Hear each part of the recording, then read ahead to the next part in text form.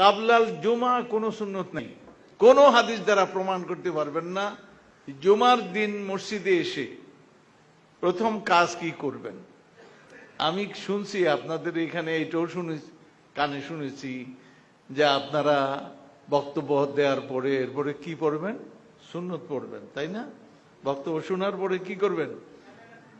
সুন্নত পড়বেন। না না, কাবলাল জুমা কোনো সুন্নত নেই, কোনো হাদিস দ্বারা প্রমাণ করতে পারবেন না কাবলাল জুমা কোনো সুন্নত আছে। খালি 2 রাকাত। এই 2 রাকাতটা কি? এটা হলো দাখলুল মসজিদ না, এটাকে বলা হয় তাহিয়াতুল মসজিদ। মসজিদের সম্মান, মসজিদ আল্লাহর ঘর, দরবার। এই দরবারে প্রোটোকল হলো আগে 2 রাকাত পড়েন, কপালটা নাকটা আগে মাটির মধ্যে ঘষেন।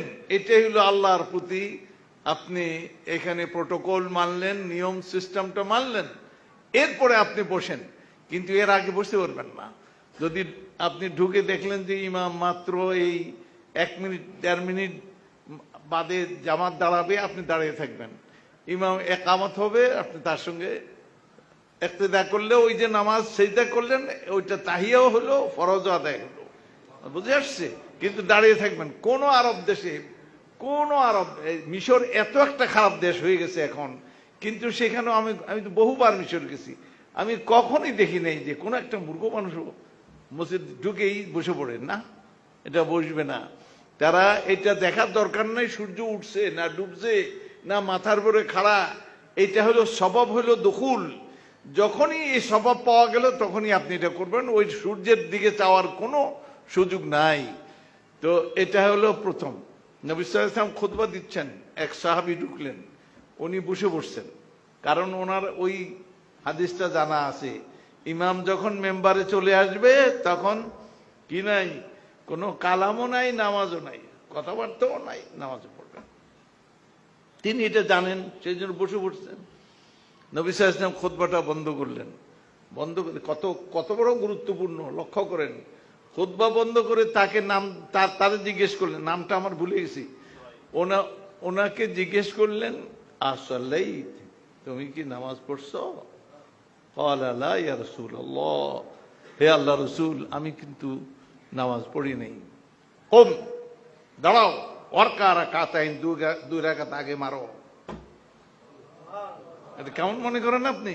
আর এখানে কয় এখন বসেন, পরে সুন্নতের সময় দেয়া, সুন্নতই নেই, ওটা সময় দেয়।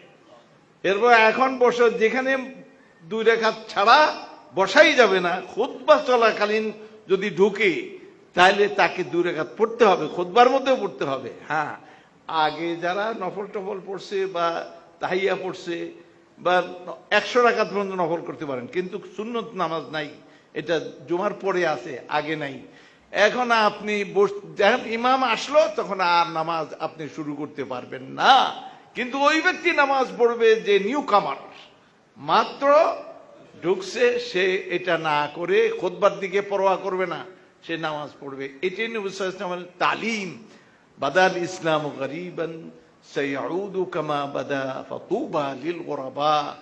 ইসলাম যখন চালু হয়েছিল তখন অপরিচিত মুসাফির ছিল, গরিব। গরিব মানে কেউ চিনত না।